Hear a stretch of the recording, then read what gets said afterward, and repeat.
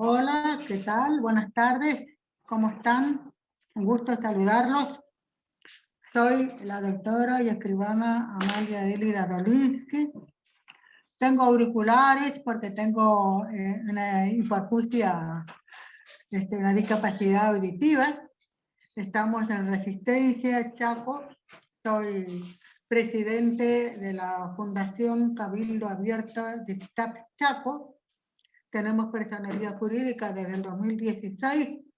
Estamos abocados a la defensa de los derechos humanos de las personas con discapacidad, preferentemente lo que es en materia normativa, legislativa, difusión de las leyes, empoderamiento de las personas con discapacidad para la defensa de sus derechos, y buscamos en lo posible, tenemos como eslogan, contra el síndrome de la invisibilidad, o en un sentido inverso, por la visibilidad de las personas con discapacidad y por la participación ciudadana.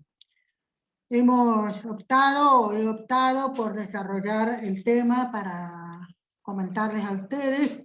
Es una charla que oportunamente la he dado a los observatorios de discapacidad acá de Argentina, pero igualmente usé este tema, o lo considero válido, también para ser tenido en cuenta por las organizaciones de la sociedad civil y preferentemente por las propias personas con discapacidad.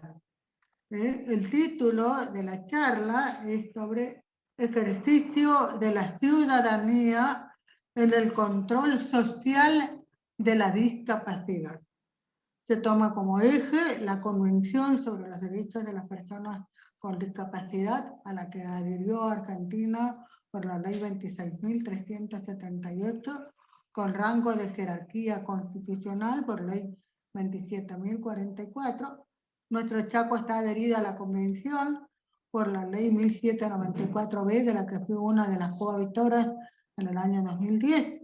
Así que, dando inicio al tema, les comento lo que sigue.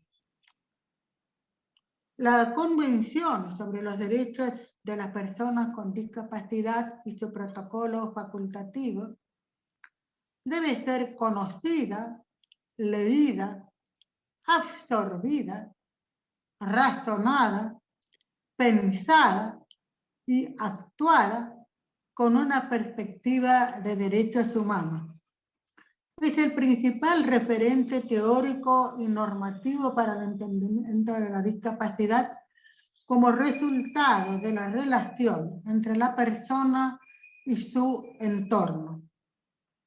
Bajo esta premisa, la sociedad es la encargada de disminuir y erradicar las barreras actitudinales, físicas, sociales, entre algunas, que impone el entorno a las personas, no solamente a las personas con discapacidad, también a las personas adultas mayores, a las mujeres embarazadas, entre otras. Pues estos impedimentos, en la adecuada integración y el debido funcionamiento de las personas, son la discapacidad en sí.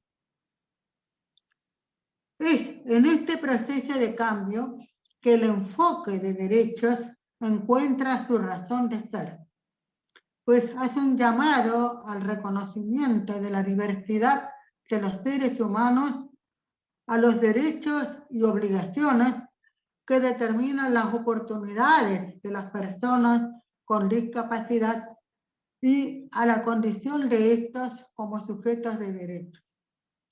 El enfoque de derechos es, por lo tanto, un llamado a la justicia social, a la equidad, a la aceptación, a la pertenencia, a la igualdad, a la inclusión y garantía del ejercicio pleno y efectivo de los derechos de las personas con discapacidad. Así, reitero, la Convención se fijó como propósito promover, proteger y asegurar el goce pleno y la igualdad de condiciones de los derechos humanos y libertades fundamentales de las personas con discapacidad, de todas ellas, además de promover el respeto de su dignidad inherente por su condición propiamente de persona. El Estado tiene la obligación, como primer responsable, de promover, difundir, respetar y visibilizar el ejercicio efectivo de todos los derechos de las personas con discapacidad. Asumir la responsabilidad compartida de evitar y eliminar barreras actitudinales, sociales, culturales, físicas, arquitectónicas, de la comunicación, de la información, digitales y cualquier otro tipo que impida la plena participación de las personas con discapacidad y sus familias. También es obligación del Estado participar en la construcción e implementación de políticas de inclusión social de las personas con discapacidad y velar por el respeto y la garantía de sus derechos. En los varios diagnósticos institucionales que se hacen tan pronto desde la sociedad civil como incluso de organismos nacionales, de organismos internacionales y poco desde el ámbito gubernamental efectuados a la fecha, se identifican como principales situaciones a las que se enfrentan las personas con discapacidad. Primero, actos discriminatorios por barreras actitudinales que anulan o restringen el ejercicio de sus derechos por las personas con discapacidad, que generan o promueven una imagen social negativa de las mismas mediante estereotipos, prejuicios, estigmas, inclusive dentro del ámbito de la propia familia de las personas con discapacidad en sus entornos sociales y también laborales. Segundo, segunda barrera, la dependencia económica, lo que genera la falta de autonomía e independencia y la baja autoestima. La limitación del desarrollo de sus potencialidades. Las víctimas con discapacidad hacen parte de la población más pobre y vulnerable. Es notable ver cómo a la fecha, en los censos que se realizan en principio, por ejemplo, en la temática de violencia de género, se ignora completamente estadísticas y registros respecto a las mujeres con discapacidad víctimas de violencia de género. Ello genera obviamente barreras que dificultan el acceso a los derechos y a los servicios de salud, de educación, de trabajo, de rehabilitación, entre otros. Y sobre todo, en este caso, en su momento puse el énfasis en el rol que cumplen los observatorios de discapacidad y ahora le sumo el rol que cumplen las organizaciones de la sociedad civil en cuanto a que pueden tener a su cargo esta tarea de recopilación de datos estadísticos y realizar investigaciones relacionadas con el ejercicio y el goce pleno de los derechos de las personas con discapacidad para promover y procurar el cumplimiento de la Convención sobre los Derechos de las Personas con Discapacidad. Ello como eje transversal. Entramos en el tema del control social. ¿Qué es el control social?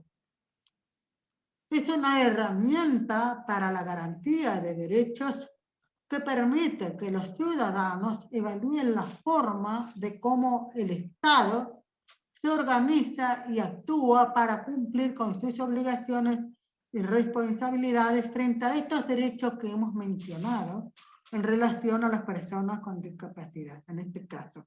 El derecho a la salud, el derecho a trabajo, a la vivienda, el derecho a la recreación, a la cultura, etc.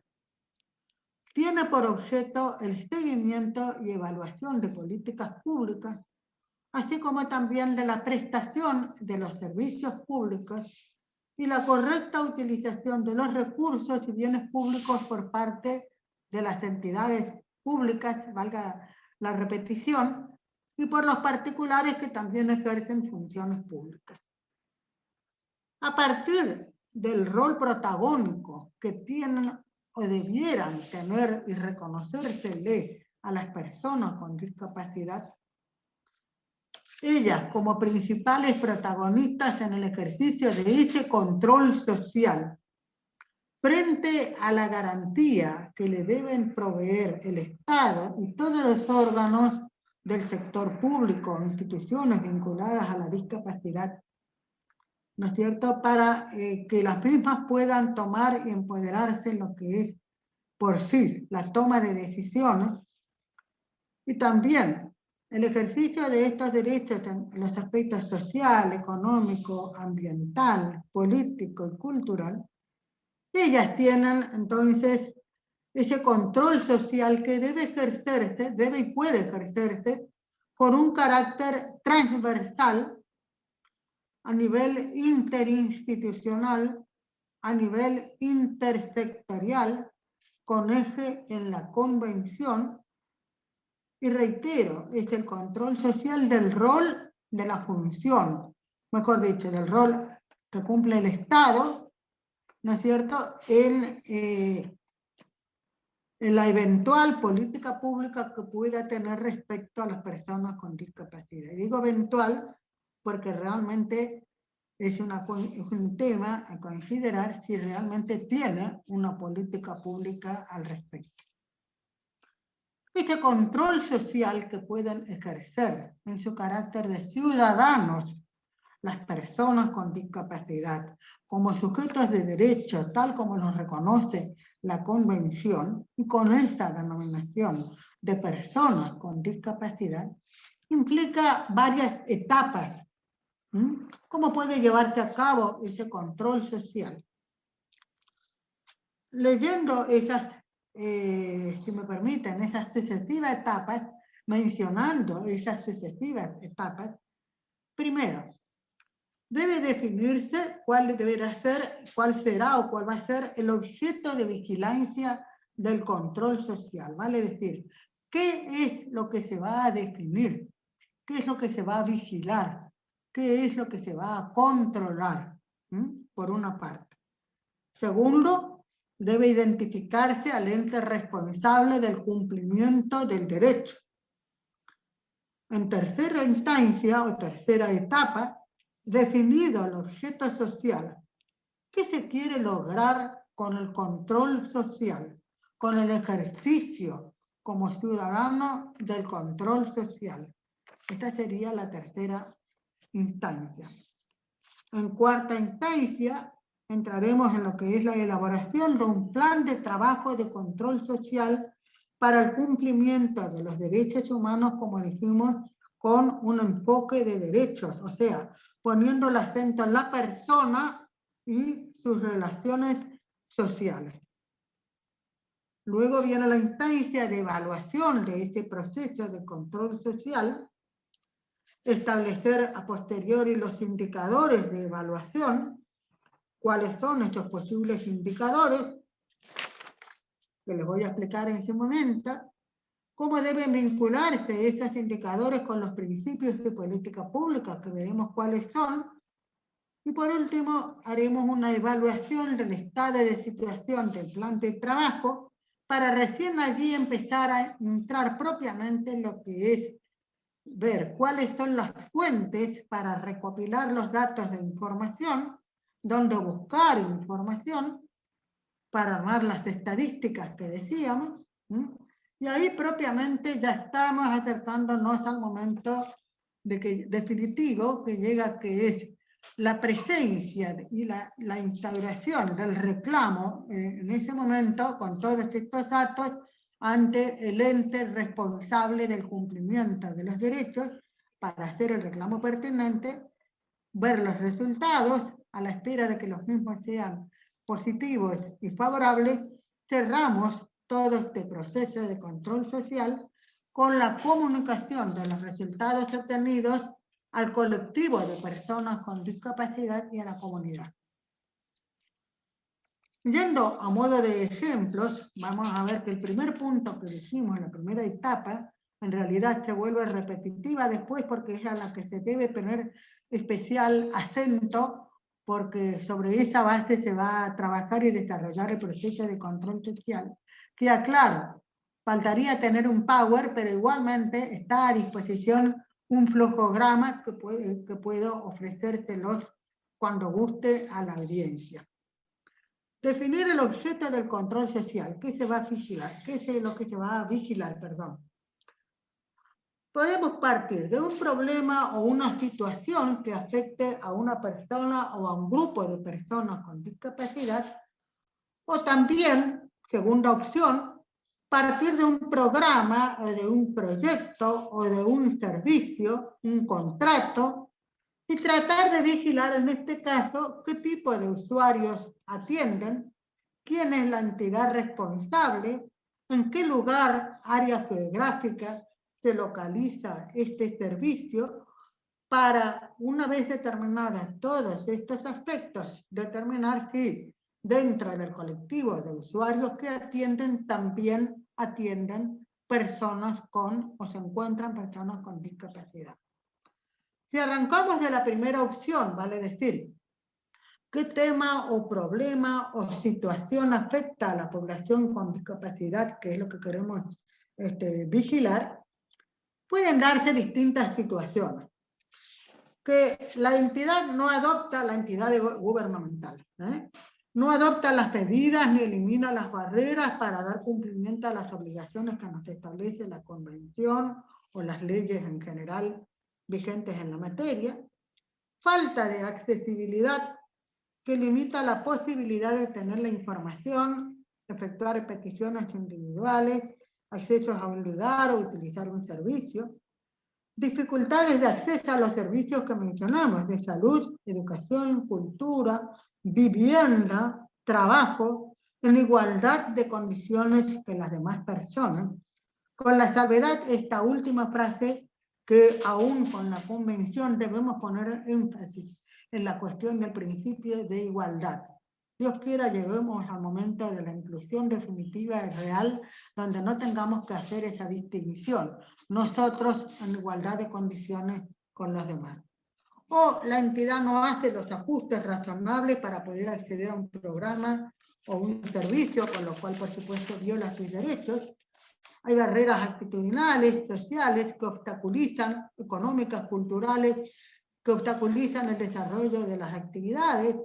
No hay suficiente provisión de ayudas técnicas y sistemas de apoyo facilitadoras para el acceso a esos derechos o que le dificultan, en especial, por ejemplo, la movilidad o el desplazamiento y la participación social. Recordemos que a partir de la Convención, con el modelo social, no se pone el acento, el énfasis en la deficiencia, sino la limitación o restricción a la actividad y también la limitación en la participación en todos los ámbitos de la sociedad. Elijamos una u otra de las opciones que les señalé anteriormente, debemos ver cuál es el ente responsable del cumplimiento de estos derechos.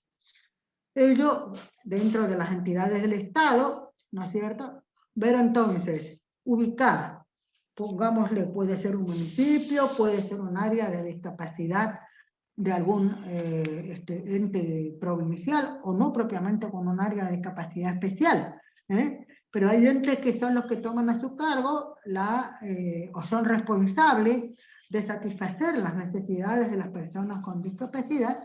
Entonces allí debemos buscar qué tipo de programas, proyectos, servicios, planes, contratos manejan para dar respuesta a esas necesidades. Reitero, con carácter general para toda la población, incluidas las personas o consideradas las personas con discapacidad, o bien con enfoque específico únicamente en las personas con discapacidad. Luego tenemos que ver cuáles son los problemas y las barreras de acceso, las dificultades que tienen las mismas. Pongámosle, ya vimos cuál es el derecho que pretendemos vigilar, vimos cuál es el ente responsable, veamos el área geográfica donde se ubica ese ente responsable, pongamos cuál es el problema específico de las personas. Por ejemplo, que no es posible el traslado de la misma, la movilidad, el derecho a la libre circulación y movilidad de las personas con discapacidad motriz por falta de accesibilidad del transporte público urbano. A modo de ejemplo. No se cumple, por ende, el diseño universal, no tienen pisos bajos, no tienen rampas, o se dificulta en su caso el acceso a las paradas de los colectivos para luego subir a los mismos. A modo de ejemplo, te ubicamos el espacio físico, la población, personas con discapacidad física, pongámosle que es a cargo del municipio un proyecto sobre movilidad incluyente en el municipio de Juan Pérez. Bueno, ¿qué derechos se están afectando? Es el otro punto que debemos ver. En este caso es el acceso y la accesibilidad que están previstas por nuestras leyes nacionales 22.431, con la modificación por ley 24.314, que es la ley conocida como la Ley Nacional de Accesibilidad en favor de las personas con movilidad reducida, y ello, sin perjuicio, va el orden jerárquico de la Convención, esta ley nacional, y las leyes provinciales que correspondan, inclusive a veces ordenanzas municipales. ¿Cuál es la entidad responsable? El municipio, y dentro de ellos qué área que corresponda, una subsecretaría, un área de discapacidad si lo hubiere. ¿Y qué debemos hacer? Vigilar que este proyecto de movilidad incluyente del municipio de Juan Pérez, ¿no es cierto?, facilite, ese sería el objetivo, que implemente un sistema de transporte público urbano accesible, colectivos accesibles, para facilitar el desplazamiento de las personas con movilidad reducida o con discapacidad motriz, y también, por ejemplo, de las paradas, la adecuación de las estaciones. Hablamos de colectivos, puede ser también, por supuesto, de otro tipo de movilidad, por ferroviaria o por los subterráneos, etc. Seguimos avanzando en este proceso. Ahora, ¿qué queremos lograr nosotros con todas estas instancias de control social? ¿Qué se quiere lograr con ello? El propósito debe estar direccionado a verificar si las entidades responsables cumplen con lo establecido en la ley respecto a las personas con discapacidad, verificar si se cumplen realmente el objetivo, de para qué están puestos estos planes, estos programas, satisfacen las necesidades del usuario, en este caso de las personas con discapacidad. Y veamos qué observaciones, o en su caso, qué sugerencias de mejoras podemos realizar para que se cumpla realmente el objetivo de los mismos. ¿Cómo podemos influir nosotros como ciudadanos desde afuera? Tanto personas con discapacidad, grupos de personas con discapacidad, ONG o organizaciones de la sociedad civil que trabajamos con personas con discapacidad, observatorios de la discapacidad, que son los que estamos realizando este control social. ¿Cómo podemos incidir en el ente gubernamental para que, en base a este control que estamos haciendo, ¿no es cierto?, y visibilizando el estado de situación de las personas con discapacidad respecto a sus derechos, para que se cumpla y se garantice el real ejercicio de los mismos, ¿no es cierto?, y logro de sus objetivos. ¿Cómo podemos influir? Y en este sentido debemos hacer después una evaluación, una vez que avanzamos en este proceso, para ver si el objeto de vigilancia, según hayamos visto, sean entes que atiendan a población en general y allí personas con discapacidad, o entes que atiendan específicamente a personas con discapacidad, ver que ese objeto de vigilancia se vincule con productos y servicios en general para todos, ¿no es cierto?, y en especial para la atención de las personas con discapacidad, o si exclusivamente, si es para ellas, con mayor razón, debemos buscar que en el caso a título inclusive individual, con los ajustes razonables y sistemas de apoyo, se le garantiza en forma particular el ejercicio y la garantía de sus derechos. Todo esto debemos volcarlo, ese proceso, en un plan de acción para llevar a cabo el control social. Como dijimos, un control social que debe hacerse para el cumplimiento de los derechos humanos con un enfoque de derechos humanos y tomando como acento el modelo social de la Convención, que reitero, las barreras que impiden el ejercicio de nuestros derechos están puestas en la sociedad. Son barreras actitudinales, barreras sociales, ajenas a la y más allá de la deficiencia de la persona, producidas por la interacción de esta precisamente con esas barreras obstaculizadoras. Entonces, hacemos un plan de acción, cómo vamos a actuar frente al ente responsable, hacemos una evaluación, y podemos establecer indicadores, por ejemplo, indicadores para hacer la evaluación, que van a ser los que nos van a permitir hacer el contraste entre lo que estamos planeando o lo que debiera hacer y lo que efectivamente se está haciendo por el ente o por el Estado responsable, para ver los objetivos, los tiempos, cómo se va dando esa situación. Bueno, a modo de ejemplo, un indicador puede ser un indicador de garantía en derechos, que son los que miden la garantía de los derechos de las personas con discapacidad a partir de 4 atributos que son de asequibilidad, vale decir, que sean asequibles para la totalidad de la población con discapacidad, accesibles, en el sentido de que no existan barreras arquitectónicas, barreras físicas, que sean de calidad, de buena calidad, igual que para todos, y que sean, como dijimos, adaptables o ajustables a la situación particular de cada persona. Y allí entran en juego los ajustes razonables y los sistemas de apoyo. Por ejemplo, veamos un indicador. Número de personas con determinada discapacidad beneficiarias del servicio en la ciudad, se hace la relación con el número total de personas con determinada discapacidad en la ciudad.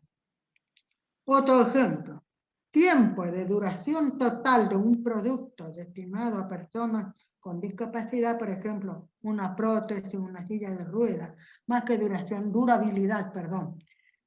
¿Cuánto dura, cuánto le rinde una silla de ruedas a una persona con discapacidad en proporción a la durabilidad prevista de una silla de ruedas estándar? En este caso, la evaluación que se realiza debe, reitero, verificar si se cumplió lo planeado, vale decir, si la silla de ruedas que tienen uso en esta persona responde a lo que debiera ser el tiempo de durabilidad de una silla de ruedas provista por el Estado, por el ente responsable del Estado, a modo de ejemplo. Otro indicador de inclusión cotidiana.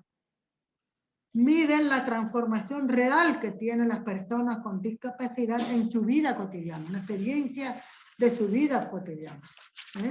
Por ejemplo, las personas con discapacidad esperan hasta 2 horas para que un colectivo del transporte público urbano los recoja por el paradero, por la parada correspondiente. Ese sería el indicador. La situación a medir. 2 horas que están esperando en la parada para que pase el colectivo y los recoja. ¿Cómo sería el indicador para mejorar esta situación? Sería que las personas con discapacidad no deben esperar mucho tiempo en las paradas para que un colectivo accesible los recoja. Eso puede ser a modo de ejemplo.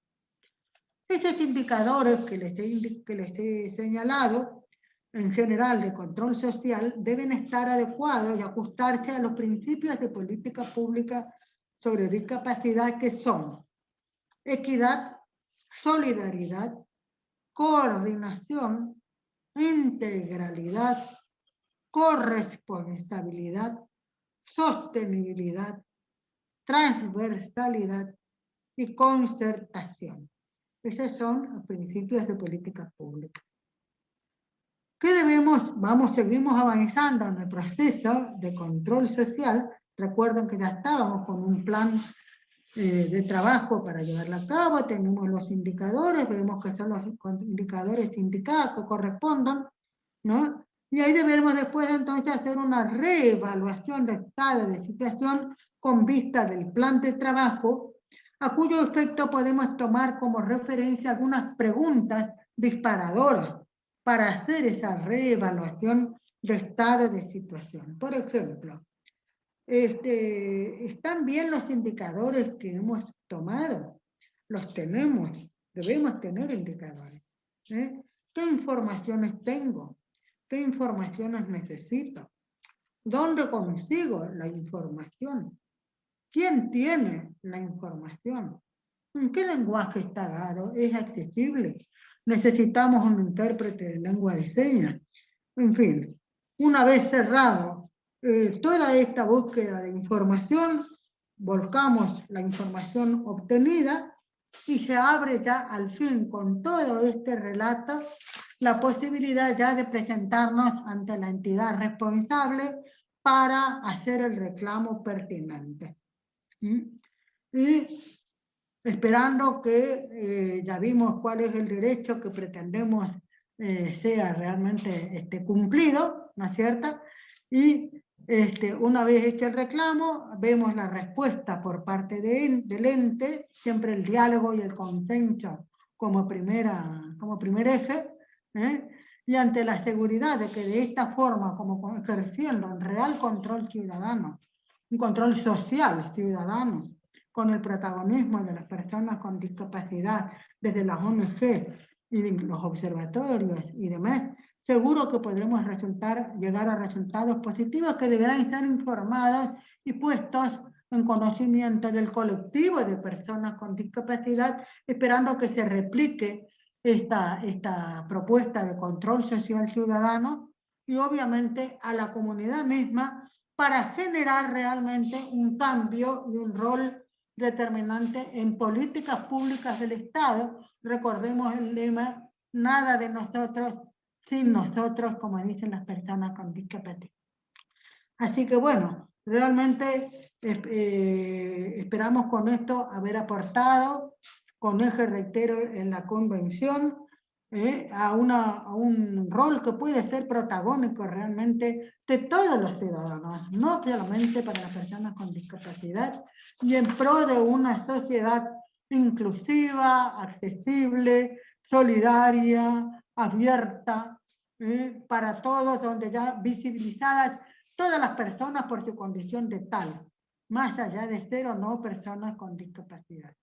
Así que bueno, un gusto realmente haber participado en este evento y quedamos a disposición desde Resistencia Chaco, Fundación Cabildo Abierta de Chaco o Amalia Dolinsky, acá siempre presente, procurando estar siempre presente.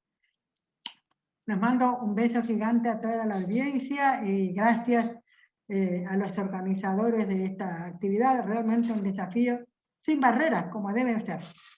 Un beso grande, muchísimo gusto y muchísimas gracias. Hasta pronto.